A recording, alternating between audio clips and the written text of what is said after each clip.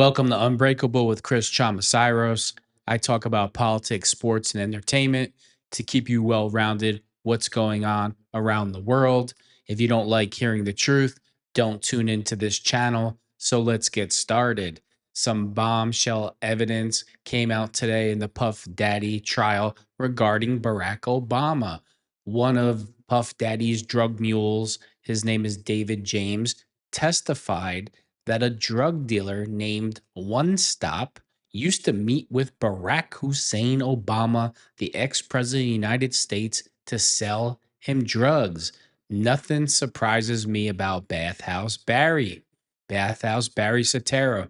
You know, before Barack Obama became president, a lot of his lovers would go online and make videos and talk about, the sexual escapades they used to have and do drugs. And of course, the liberal media didn't cover it. And if Fox News or conservative media covered it, they would just be called racist, bigots, and homophobes and everything else. Could you imagine if the role was reversed and President Trump exhibited that type of behavior, the amount of coverage it would get, the things that would be said? If President Trump was participating in things like that, they would say he couldn't be the president of the United States. But of course, with Bathhouse Barry, nothing gets reported and it's he can do whatever he wants and nobody says anything about it. And if you're wondering why I call him Bathhouse Barry, because that's his nickname. In Chicago, Barack Obama is known as Bathhouse Barry. He goes to all the gay bathhouses and he's frequented those types of places all the time. I mean, when he writes a book and he says in his own book that he constantly thinks about having sex with men all day long. What does that tell you? Michelle Obama cannot stand Big Mike, that is, cannot stand Barack Obama. And I'm betting sooner or later, Big Mike lets the truth out of the bag regarding their relationship. But let's stick to the topic. So I'm going to read you the testimony today in court from Inner City Press. They posted it. Asa Slavic, did you ever pick up drugs for Mr. Combs? David James responds, yes. Percocets at a pharmacy, sometimes in my name. Asa, did you give him permission to use your name? David James, I don't recall that. Asa, was there a drug dealer? David James, yes. One Stop. Asa Slavic, he met with a lot of people. David James, yes. Even former presidents. Asa, which one? David James, former President Obama. Asa, what was your understanding would have happened if you hadn't done these things? Combs, Agnifilio. Objection sustained. So Barack Obama, it comes out on the stand that Barack Hussein Obama was purchasing drugs from a drug dealer. Are you really surprised? I'm not. If I act like I'm surprised, I'm not. What I get pissed off about is that it's not covered. And of course, the liberal media will never cover it. It'll be no big deal. But if President Trump even sneezed the wrong way, it's on, the news 24 hours a day that he's the worst human being that was ever created by God. See, these are some of the things that were found during the Miami raid in Puff Daddy's house. He's a sick puppy.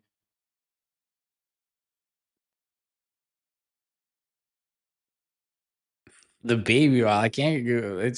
It cracks me up all this baby oil. Like, Jesus. A lot of people are bringing up Nicki Minaj. I could care less about Nicki Minaj. But you know what's another thing? It's coming out now that Cassie has made multiple sex tapes with all these singers. And just because I'm talking about Barack Hussein Obama doesn't mean that I think that Sean Combs is guilty. I don't think that Sean Combs is guilty. You know why? Because I truly believe that every person that wanted to be at this party voluntarily went to this party. They were all trying to enhance their careers. They would have did anything. Puff Daddy is not charged with sexual assault. He's not charged with kidnapping. He's not charged with uh, the R word. He's not charged with any of that. So how could you sex traffic somebody if you didn't kidnap them? He didn't sexually assault anybody. They were all willing participants to further their career. And then when their career didn't work out, meaning Cassie, oh, now she's the victim. Her husband is the ultimate tool bag. This lady has been all over the place making sex tapes with every celebrity on the planet. And it's all coming out in court. She's not little Miss Innocent. She wasn't. So Let me get this straight. For 10 years, she was so terrified that she continued to do freak offs, would send Puff Daddy messages saying that she loved it and can't wait till the next one.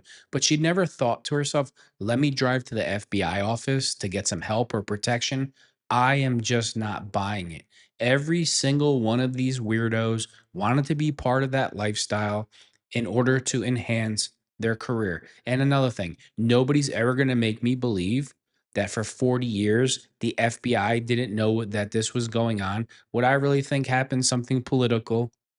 Maybe Sean Combs didn't want to back Democrats or back a candidate. He said he was making a record and blew them off. And then all of a sudden, he's being prosecuted. I don't buy any of this. And yeah, he's not on trial for domestic violence. Let's get that clear. It's not right what he did to her when he was beating her on that tape, but he's not on trial for that. He's not on trial for being a sexual deviant.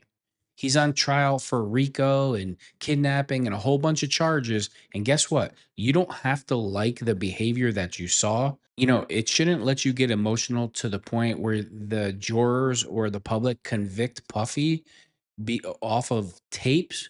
He's not being tried for domestic violence. You have to put your personal feelings away for what you saw on those tapes. Puffy is not on trial for domestic abuse. He's not on trial for being a sexual deviant. He's on trial for RICO and sex trafficking. And so far, the testimony for those charges has nothing to do with his charges. The testimony is all sexual deviant acts, has nothing to do with his actual charges. So, all the prosecutor's trying to do is make the jury emotional to convict Puffy with things that he's not even being charged with that. I'll say it again. He's not on trial for domestic violence. He's not on trial for beating Cassie. He's not on trial for being a sexual deviant. And so far, that's all the testimony is. I am not buying it whatsoever. Poor Cassie, making multiple sex tapes with different celebrities, got a $40 million payout for this. Wrote a tell oh, she's so hurt and she's so embarrassed, but she wrote a tell-all book describing every single detail. She's not the victim here. She's a willing participant. Here's a sketch from today's court. While Agent Gannon is still on the stand, here as a courtesy to Inner City Press from court artist Elizabeth Williams are Gannon with gun and Combs with head in hands from May 21st. And this whole thing where Cassie, she was being blackmailed. If anything, if he released the pictures and those videos in today's disgusting world, that would have made her more famous, kind of like Kim Kardashian. So I am not buying her whole little, she's little Red Riding Hood routine. Again, I didn't think it was right that she got beaten and all these other crazy things, but she is a willing participant in this type of behavior. She's not a victim. So there's a rumor going around that Nicki Minaj told Cassie to stay with Diddy, and the reporter today that's been reporting everything, he's going to clear that up. He says that it's a complete lie. Media, I guess, works these days. People just did a pure fake. Initially, it was saying that Inner City Press had reported somehow that Nicki Minaj had told Cassie to stay with Sean Combs. It's totally false. Her name, it only came, that was false. So there you go. You heard it from the man himself. Let's look at more of Diddy's Astroglide and baby oil. What a sick puppy. I mean, if you want to put him on trial for being a sick puppy and give him the electric chair, obviously he's guilty as hell. He's a sick man. But that doesn't constitute sex trafficking and RICO. Maybe he needs a straitjacket or a mental institution. I don't know. The whole baby oil thing. Ugh, I can't stand baby oil. The pictures from the raid just keep getting better, better. Like this guy is a complete maniac. What is with all this baby oil? The FBI took 1,000 bottles of baby oil from Diddy's house. Just when you think you've seen it all, you see things. You're like, wow. Puffy wanted Cassie to call him Pop Pop just because that was the name of her favorite grandfather. I mean, he's just a sick nut job. But guess what? She was a willing participant for 10 years, so she must have liked it also. I'm not buying this whole garbage. I'm not buying it whatsoever. She wanted to be part of that lifestyle to enhance her career, and she would have did anything that he said. This was the guy. So Kid Cudi evidently had also had a sex tape with Cassie. and Puffy wanted to get it back, because he wants to be the only person to have leverage.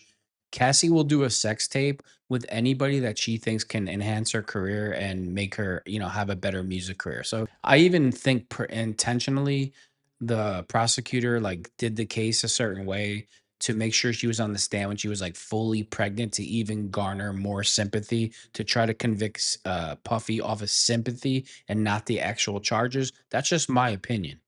Here's another. I'm not going to read you all the tweets, but here's some more testimony. How many freak offs did you have with Sean Ventura? Impossible to know. Hundreds. So that you want me to believe that this woman had hundreds of freak offs and she was just so terrified? I mean, just come on, man. Please.